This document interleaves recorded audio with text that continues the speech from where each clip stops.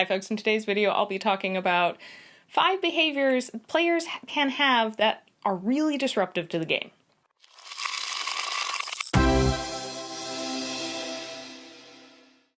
There are a lot of different behaviors that can be disruptive to gaming, and I'm going to be talking about 5 specific ones that I think are kind of the most disruptive, and also kind of ways to adjust those behaviors. So if you recognize yourself and go, oh no, it me, here are some ideas of what you can do about it. Hi, if you're new here, I'm Dawn, and this is Roll for Initiative. We make videos here every week all about tabletop RPGs and our other geeky interests. So the first behavior is cheating. I truly don't understand the motivation to cheat in a game like Dungeons and Dragons or other tabletop RPGs.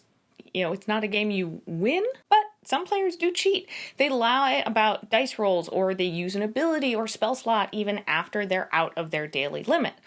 Players who do this might think they're getting away with it, but at some point someone is going to notice, and it's probably going to create some tension at the table. So yeah, if you really need to cheat at a game that doesn't have a winner, then maybe it's time for a little bit of self-reflection. And look, if there is a rule or mechanic that you really don't like that's the source of your desire to cheat, chat with the table, and maybe you can come up with a house rule that works for everyone and doesn't result in you cheating and breaking the game so you can win. No longer caring. So it's perfectly okay to have moments or a few sessions where you might just be going through the motions. Maybe there's other stuff in your life that's preventing you from really investing in the game as much as you used to, but you're still getting some enjoyment out of the game, and or at least getting together with your friends to play.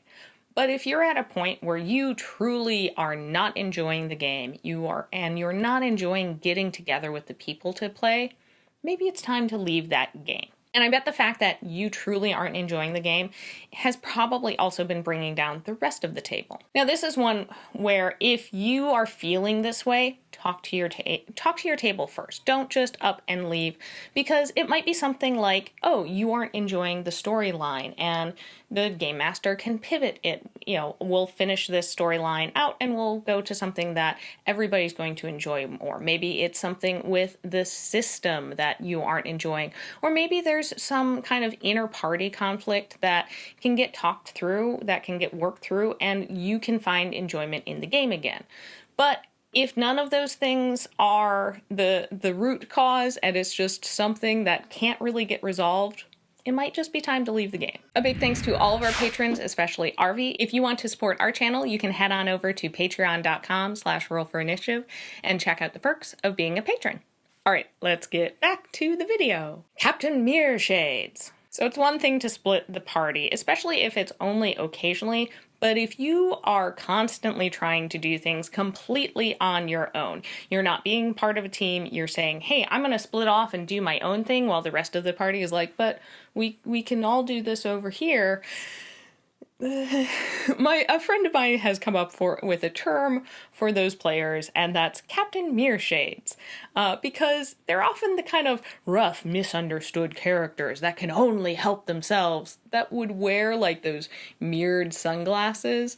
Yeah, that kind of player is not great to play with, because you're not working as a team. You're splitting up the game master's attention, that instead of being able to tell a cohesive story for the entire party, they're having to, okay, let's resolve what you're doing and then jump back to the group. And again, as I said, you know, occasionally splitting the party is fine, but if you're constantly going it on your own, maybe there's something that you can at least pull in one other party member, or find a reason for your character to grow and decide to start working as a team. Because look, this choice also probably is not going to be the best strategically, in addition to not being fun for most of the rest of the group. The Murderhobo. So combat is inherent to a lot of tabletop role-playing games, but that doesn't mean that you need to attack and murder everything and everyone you come across. And it shouldn't always be your first course of action.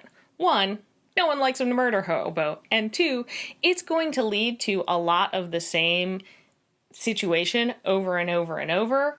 And 3, the NPCs are probably going to hate your character and or party. everything is just a combat encounter to the death, rather than giving the opportunity to get to know, talk to an NPC, gain an ally, or allow for your character to just be a decent person who doesn't murder everyone. So if you're finding yourself always jumping straight into combat, maybe try stopping and chatting, or at least asking to do like an insight check to see if the NPC is aggressive, or just coming over to ask for a little bit of help.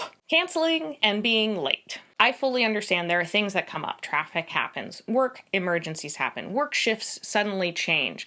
But if you are the one player who is always late or cancels last minute consistently, it just ends up being disrespectful of the other players and time, as well as the GM's effort. It's already hard enough to find time to game as an adult, to juggle the schedules, but when you show up late, that cuts into the game time. And if you consistently cancel last minute, now the GM has to scramble to readjust encounters or make the session make sense why your character is missing.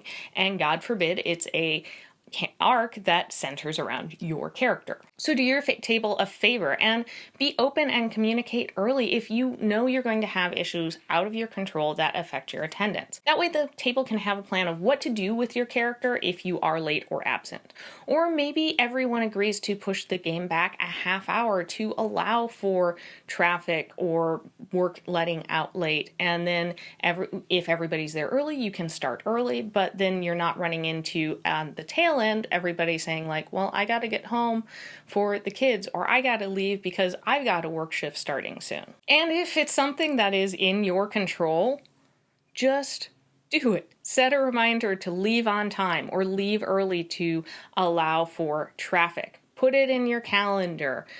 Write a reminder to yourself. There are a lot of different ways that you can kind of hold yourself accountable so that you aren't going to be late or canceling all the time. Now, there are two additional behaviors that can be really disruptive, and that is hogging the spotlight and arguing rules. And we've made videos kind of on both of these that you can go watch to figure out like how to work on avoiding these behaviors if you find yourself in these situations. So what about you? What behavior do you find particularly disruptive? Are you somebody who did any of these things and figured out a way to work through it? Let's talk about it more in the comments down below. Thank you so much for watching. Don't forget to hit that subscribe button because we have videos come out every week, and I'll see you next time on Roll for Initiative.